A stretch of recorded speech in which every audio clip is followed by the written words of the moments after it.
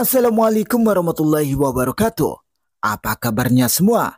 Semoga kalian baik-baik saja. Kali ini saya akan membahas alur novel Donghua Swallowed Star. Tanpa basa-basi, yuk langsung disedot.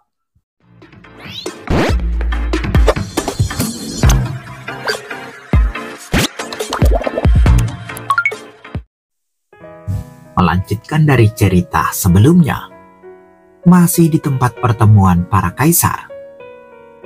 Benua asal begitu besar, wajar saja kalau orang sekuat itu tidak akan tiba-tiba muncul. Kaisar King berkata sambil berpikir, aku akan bertanya kepada penguasa 10.000 alam untuk melihat apakah itu dia. Ke-11 kaisar juga sedang menunggu, dan kecurigaan terbesar mereka saat ini adalah penguasa 10.000 alam. Sebelumnya aku percaya bahwa jubah hitam itu adalah Luohe, tetapi sekarang aku jadi ragu. Lagi pula, baru berapa lama Luohe menjadi Raja Dewa? Bagaimana mungkin sekarang dia bisa mengalahkan 8 kaisar? Pikir Kaisar Fu. Saat ini, Kaisar King duduk di sana. Namun seberkas fluktuasi telah melintasi jarak yang jauh dan mendarat di ibu kota kerajaan semua alam. Penguasa negeri. Sebuah pemikiran muncul di ibu kota. Penguasa 10.000 alam saat ini sedang mundur. Sosoknya menjulang tinggi dan wajahnya lembut. Ia menatap sosok Kaisar King yang memusatkan pikirannya di depannya. Ia tak dapat menahan diri untuk tidak mendesah. Kawan lama, kekuatanmu menjadi semakin tak terduga. Selama era ini, mereka adalah 2 orang di benua asal yang menyadari Dao lengkap. Keduanya adalah pesaing dan sesama pelancong. Hanya saja, kondisi sumber daya Kaisar King jauh lebih baik daripada kondisi sumber daya penguasa 10.000 alam. Dan dia menjadi yang pertama di atas Raja Dewa. Mereka mulai menjelajah ke dunia luar, dan jurang di antara mereka pun semakin lebar. Meskipun lebih berbahaya untuk pergi ke dunia luar, kamu akan melihat lebih banyak dan memiliki lebih banyak kesempatan. Kaisar King tersenyum dan menatap penguasa 10.000 alam. Aku mengundangmu untuk pergi bersamaku pada awalnya, tetapi kamu tidak mau. Penguasa 10.000 alam berkata, kau baru keluar untuk menjelajah setelah mencapai level di atas Raja Dewa, tapi aku masih terjebak di alam tertinggi. Ada perbedaan kualitatif antara level tertinggi dan level di atas Raja Dewa. Level tertinggi biasa di dunia luar bertahan hidup masih terlalu sulit. Kita semua adalah makhluk yang lahir di dunia asal, dan aturan tertinggi dunia asal melindungi kita. Bahkan jika klon kita mati di dunia luar, klon yang tertinggal di kampung halaman kita dapat memperoleh kembali kekuatan mereka dan mengirimkan klon lagi, kata Kaisar King. Inilah kelebihan makhluk di dunia asal. Lahir di dunia asal dan memiliki kemampuan cloning, maka kemungkinan kematian menjadi sangat rendah. Kudengar, ada juga krisis besar di dunia luar, mungkin juga melibatkan klon dunia asal, kata penguasa 10.000 alam. Ya, jika kamu benar-benar tidak beruntung dan bertemu dengan kehidupan hunyuan tingkat tinggi, tingkat kehidupan dan alam mereka jauh lebih tinggi dari kita. Bahkan jika aturan tertinggi dapat memblokir banyak serangan, polusi jiwa tidak dapat dihindari. Begitu kita terkontaminasi, jiwa semua klon akan terkontaminasi. Jika polusinya terlalu kuat, bahkan klonnya akan mati total, kata Kaisar King. Kehidupan hunyuan tingkat tinggi sangat mengerikan. Penguasa kerajaan 10.000 alam terkejut. Kemungkinannya sangat rendah. Yuan dan para senior lainnya juga berusaha melindungi kami yang lemah dan bekerja keras untuk membina kami. Jadi yang kami hadapi adalah semua makhluk hunyuan tingkat rendah.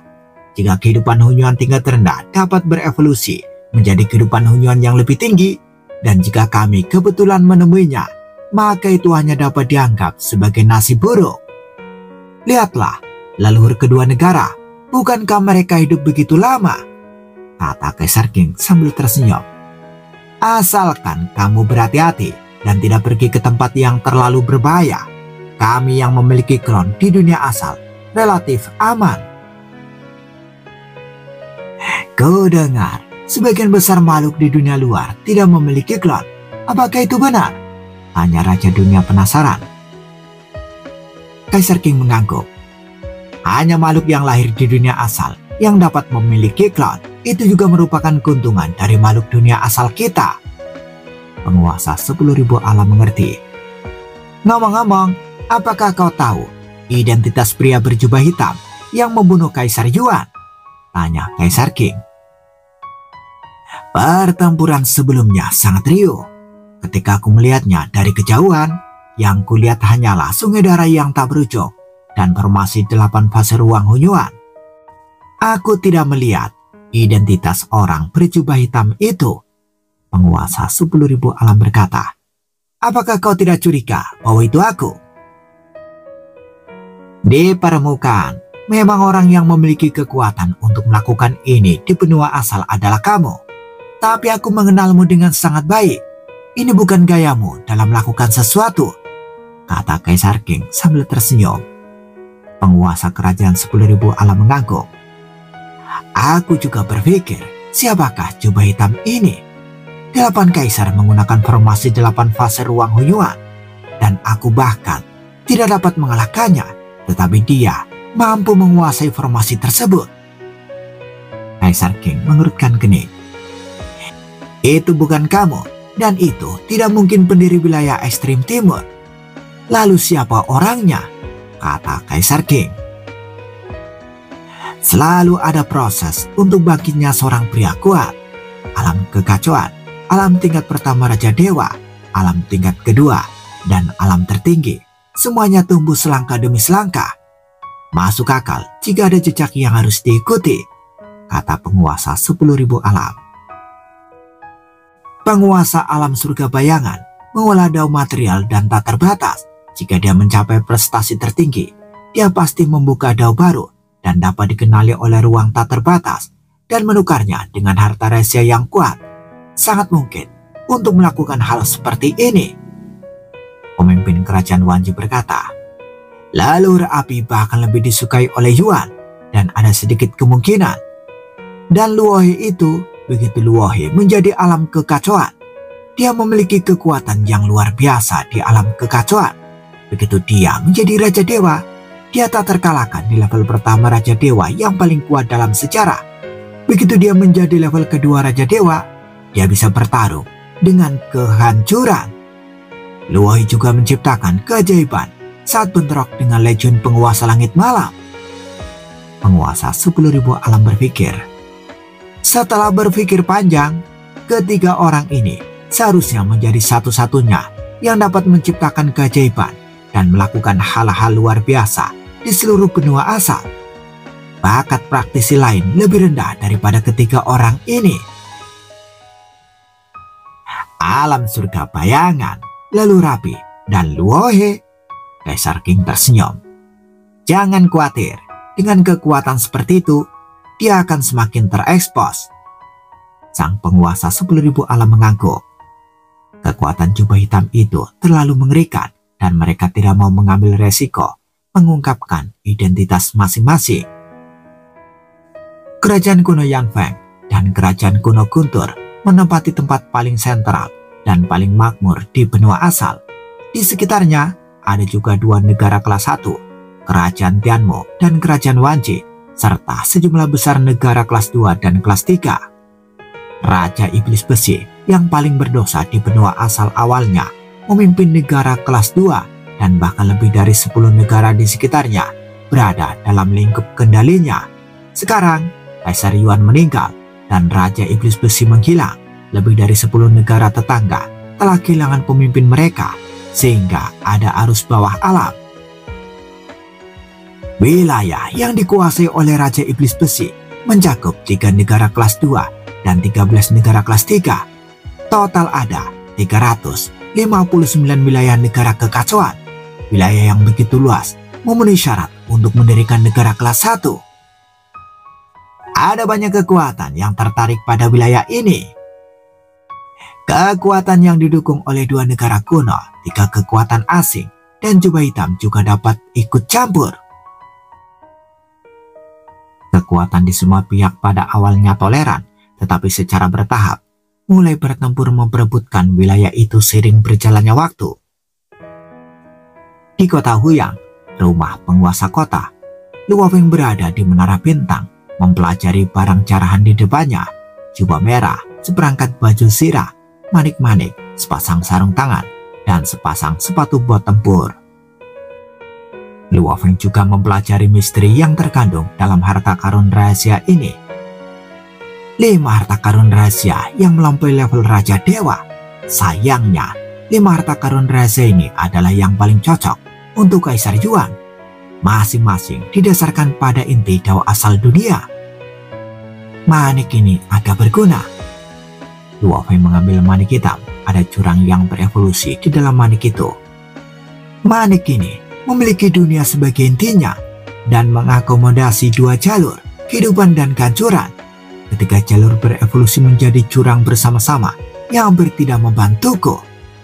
Pasang sarung tangan ini juga memiliki beberapa rahasia untuk jalur kehancuran. Saya tidak bisa menggunakan harta lainnya sama sekali. Luo Feng tidak berdaya. Bahkan manik ini didasarkan pada jalur dunia. Luo Feng sedikit jijik. 5 harta karun ini jatuh di tanganku. Sungguh sia-sia. Aku masih harus mencari cara untuk menjualnya, pikir Luo Feng. Tuan, Tuan. Morosa tiba-tiba memanggil. Luo Feng memiliki pikiran dalam benaknya dan memanggil Morosa masuk. Ada apa? Luo Feng memandang Morosa. Tuan, wilayah yang awalnya dikuasai oleh Raja Iblis Besi kini diperebutkan oleh semua pihak. Haruskah kita campur tangan dan memperebutkan wilayah itu juga? Kata Morosa.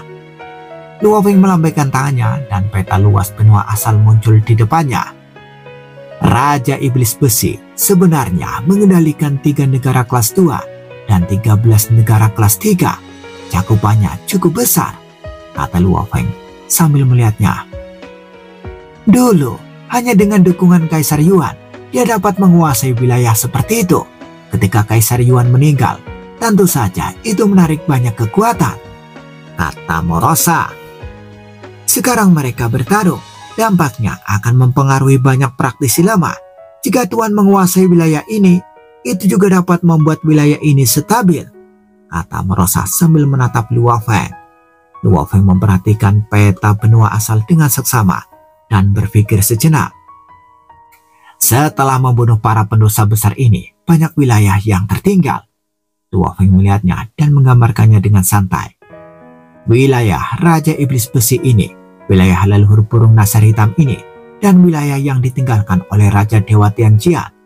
Wilayah itu juga ada di daerah ini, kata Luo Feng sambil menarik garis. Raja Iblis Besi terletak di antara 2 kerajaan kuno. Leluhur burung nasar hitam berada di kerajaan kuno Guntur. Garis yang ditarik Luo Feng sepenuhnya menutupi keduanya dan juga menutupi sebagian negara, membentuk pola teritorial yang panjang dan sempit. Wilayah ini telah menjadi subjek pertikaian jangka panjang dan ada banyak iblis yang tersembunyi. Ayo kita pergi dan mendudukinya, kata Luo Feng. Tuan, leluhur burung nasar hitam masih hidup dan masih mengendalikan wilayah ini. Dia sebenarnya mengendalikan 287 negara kekacauan. Konon, dia yang mengendalikannya, tetapi sebenarnya wilayah ini dikendalikan oleh para raja gunung Guntur di belakangnya. Kita baru saja menyinggung kerajaan kuno Yanfeng. Apakah kita akan mengambil alih wilayah yang begitu luas dari gunung Guntur? Kata Morosa dengan penasaran. Apakah leluhur burung nasar hitam punya pendapat? Atau apakah raja di belakangnya berani berpendapat? Kata Luo Feng sambil melirik Morosa. Morosa terkejut. Saya akan mendengarkan Tuan. Morosa segera menjawab. Luo Feng melihat peta wilayah di depannya. Dengan satu goresan, dia menggambar wilayah 729 negara bagian kekacauan. Dari segi cakupan, wilayah itu jauh lebih besar dari kerajaan Tianmu, kerajaan Wanji, dan wilayah Dongji. dan hampir sama besarnya dengan dua kerajaan kuno. Semakin kuat kekuatannya, semakin banyak nyawa yang ingin dilindungi oleh Luo Feng. Beberapa area dari 729 negara kekacauan ini adalah taman belakang negara kuno Guntur, dan beberapa area adalah zona penyangga antara dua negara kuno dan kerajaan Wanji dan kerajaan Tianmu. Tanpa persetujuan diam-diam dari para kaisar dan raja dari dua negara kuno, bagaimana mungkin Raja Iblis Besi dan leluhur burung nasar hitam dibiarkan menimbulkan masalah untuk waktu yang lama? Setelah menduduki wilayah ini, aku telah sampai di garis depan, Luo Feng berpikir. Dengan identitas publik, akan lebih mudah untuk berdagang dengan dua negara kuno dan tiga ras alien. Tuan, bagaimana kita bisa merebut wilayah ini? Tanya Morosa sambil menatap sang tuannya. Morosa, menduduki 729 negara kekacauan ini tergantung padamu untuk bertarung. Luo Feng tersenyum pada Morosa. Aku, Morosa berpikir, matanya berbinar. Tuan, 729 negara kekacauan ini melibatkan banyak hal. Apakah aku akan bertarung sendirian? Kau bisa menggunakan kekuatan binatang sektor dunia puncak sebagai pelayanku. Sebagai binatang sektor puncak, tidak apa-apa untuk menempati area ini, kata Luo Feng. Morosa merasakan darahnya mendidih, matanya merah, dan dia berkata dengan gembira. Setelah menunggu begitu lama, Tuan akhirnya mengizinkanku untuk menampilkan kekuatan sejati binatang sektor dunia. Dia sudah menunggu terlalu lama. Kelopak mata Luo Feng berkedut dan dia bahkan mengingatkan, Morosa, kamu tahu apa yang harus dilakukan dan apa yang tidak boleh dilakukan. Saya ingin memimpin 729 negara kekacauan, bukan untuk memicu bencana mengerikan. Jangan khawatir, Tuan membenci kejahatan. Aku tahu apa yang harus kulakukan. Kalau begitu, aku akan mulai sekarang, kata Morosa. Luo Feng mengangguk. Pada malam hari, Morosa berada di langit, memandang ke arah dunia yang luas. Matanya redup dan hasrat dari jiwanya bergolak. Aku sudah menahan diri terlalu lama, dan akhirnya dengan izin Tuan, aku bisa sedikit bersenang-senang. Tuan membenci kejahatan, dan aku akan membunuh mereka yang bersalah karena dosa besar. Dan Tuan tidak akan mengatakan apa-apa. Hei kalian, satu persatu, makanan lezat, aku datang. Morosa lebih kuat dari Luo Feng dalam mengunci musuh. Dalam sekejap, dia telah mengunci semua eksistensi tingkat Raja Dewa di 729 negara kekacauan. Ini juga merupakan metode normal di alam tertinggi. Scene berganti. Negara kelas 3, negara Serigala Angin, adalah negara kecil yang tidak mencolok di zona penyangga antara negara 10.000 alam dan negara kuno Guntur. Jalur sempit di tengah pegunungan yang dibatasi oleh Luo Feng kebetulan mencakup negara Serigala Langit. Jalur sempit di tengah pegunungan yang dibatasi oleh Luo Feng kebetulan mencakup negara Serigala Angin. Wilayah yang sebenarnya dikuasai oleh Raja Iblis Besi sekarang sedang kacau balau. Kuharap itu tidak akan mempengaruhiku, kata Raja Serigala Angin. Dia sekarang bercokol di sana, dan dia menelan bola kristal dengan ratusan juta nyawa yang terpenjara di dalamnya. Raja Serigala Angin adalah tamu dari negara kuno Guntur, dan dia juga mendapat darah Hunyuan. Negara kelas 3 ini sudah cukup untuk memberinya makanan darah. Saya adalah tamu dari negara kuno Guntur, dan penguasa Lingyao dari 10.000 dunia juga merupakan teman baikku, pikir Raja Serigala Angin. Dia merasa bahwa tidak peduli bagaimana dunia luar berubah, posisinya sangat stabil. Tiba-tiba, suatu kekuatan tak terlihat menyelimutinya. Raja Serigala Angin memandang sekelilingnya dengan heran, tetapi menyadari bahwa ia telah memasuki suatu tempat gelap dengan kerutan pada tepi tempat gelap itu. Begitu Raja Serigala Angin membuka mulutnya, tubuh dan jiwanya telah meleleh, hancur total, dan menjadi bagian dari tempat gelap ini. Raja Serigala Angin ini telah mengembangkan garis darah Hunyuan, tetapi dia masih terlalu lemah. Berikutnya, Morosa berkata sambil tersenyum, sangat jarang memakan makanan tingkat Raja Dewa dan memakan tubuh dan jiwa, jadi porsi makan satu demi satu. Morosa sangat menghargai makanan dan dia memakannya satu persatu. Bahkan leluhur burung nasar hitam ditelan oleh Morosa. Bagaimana mungkin? Leluhur burung nasar hitam tercengang. Di istana rahasia, klonnya tiba-tiba ditelan. Garis keturunan Hunyuan yang dibudidayakannya mengandung racun yang mematikan. Bentuk kehidupan pamungkas akan dirusak oleh racun ini. Sekarang benar-benar ada orang kuat yang menelannya secara langsung. Setelah tertelan, klonnya langsung musnah dan klon lain di dunia luar juga terbunuh oleh kutukan tak kasat mata.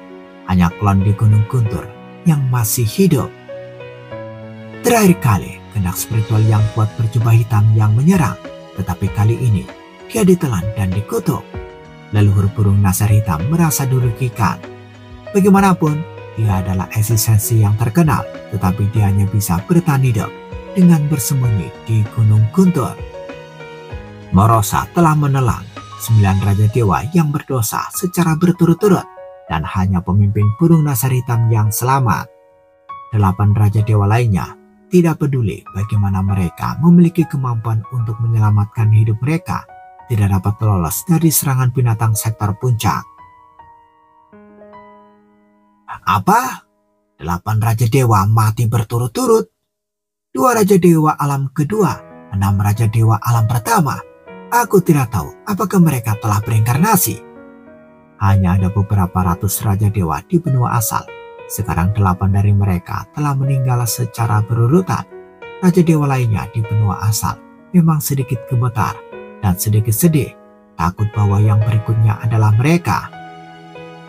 Sudah waktunya untuk melangkah selanjutnya. Setelah memakan sebagian dari Raja Dewa pendosa besar, Morosa tersenyum dan langsung terbagi menjadi 23 klon, lalu pergi menemui Raja Dewa lainnya yang tinggal di wilayah ini. Di kerajaan Yunlan, ibu kotanya, Raja Dewa dari negara-negara sekitar meninggalkan satu persatu. Raja Dewa Yunlan sangat gelisah.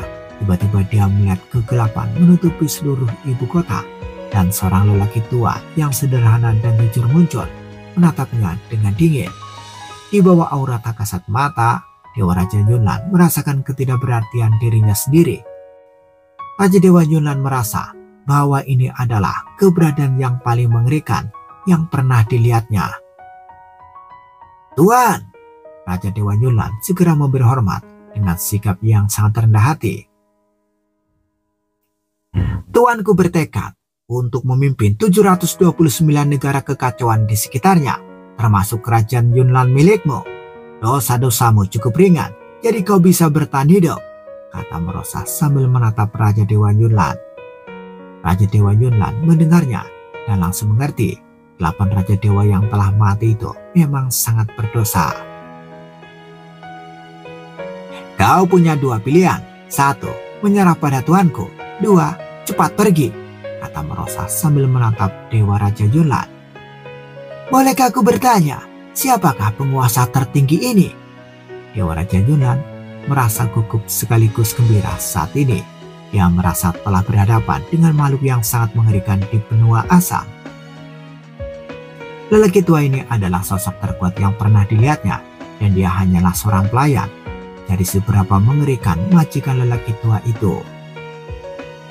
Belum lama ini tuanku baru saja membunuh Kaisar Yuan, kata Morosa.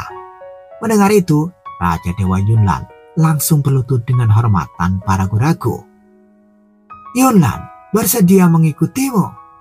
Dalam sejarah panjang benua asal, satu-satunya yang bisa membunuh Kaisar negeri kuno Yanfeng adalah keberadaan misterius itu. Bagus sekali, Morosa mengaku. Percakapan serupa dilakukan di 22 tempat lain pada waktu yang sama. Beberapa Raja Dewa tinggal menyendiri di sini, beberapa punya ambisi, dan beberapa ditugaskan. Namun begitu mereka bertemu dengan klan Morosa, aura Morosa, dan Dao Agung Kehancuran menyatu menjadi satu. Dan kengerian semacam itu bahkan membuat Raja Dewa tingkat kedua merasa gemetar, tanpa sedikit pun pikiran untuk melawan. Sebagian besar Raja Dewa ini pergi dan beberapa memilih menyerah dan mengikuti. Morosa juga tidak melarang menyebarkan berita tersebut, dan para raja dewa yang pergi dengan cepat menyebarkan berita tersebut. Jubah hitam akan menduduki 729 negara kekacauan. Apakah para pelayannya diduga berada di alam tertinggi? Kedua informasi ini menyebar dengan cepat, dan semua kekuatan menunggu reaksi dari kedua negara kuno. Bagaimanapun, 729 negara kekacauan ini terlalu dekat dengan kedua negara kuno, dan banyak tempat yang berdekatan. Dan wilayah yang begitu luas itu dekat dengan kedua negara kuno itu. Akankah kedua negara kuno itu mengizinkan munculnya kekuatan sebesar itu? Tindakan apapun, 729 negara kekacauan berintegrasi dengan cepat. Di area pusat di seluruh wilayah, sebuah kota besar telah dipilih. Kota itu akan diperluas dalam skala besar dan menjadi ibu kota masa depan. Ikuti aku. Morosa berjalan di depan diikuti oleh 9 raja dewa. 9 raja dewa ini adalah raja dewa yang memutuskan untuk mengikuti jubah hitam. Setelah beberapa saat berjalan jauh ke dalam istana, mereka melihat sosok berjubah perak berdiri di sana. Jubah perak?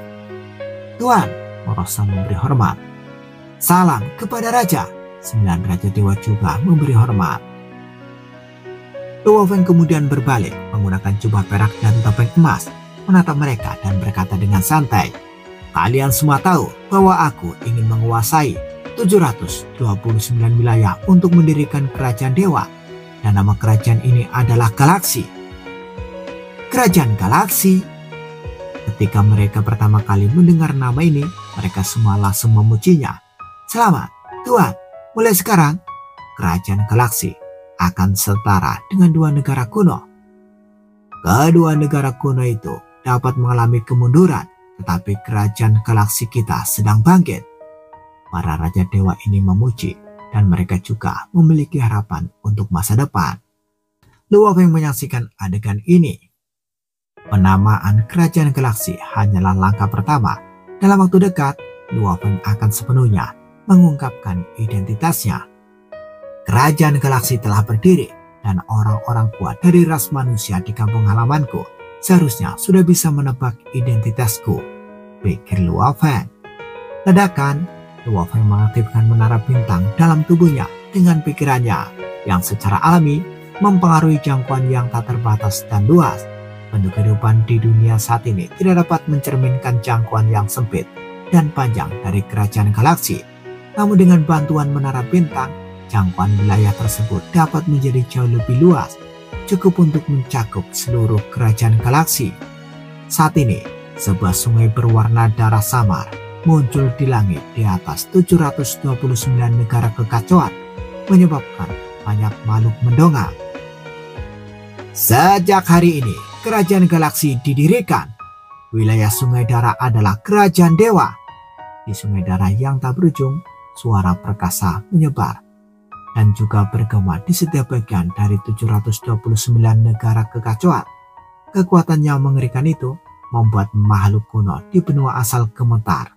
Mereka juga menyadari kekuatan ketiga benua asal telah lahir. Bersambung, bagaimana kelanjutan kisahnya? Tunggu jawabannya di episode selanjutnya. Dadah, semoga paham.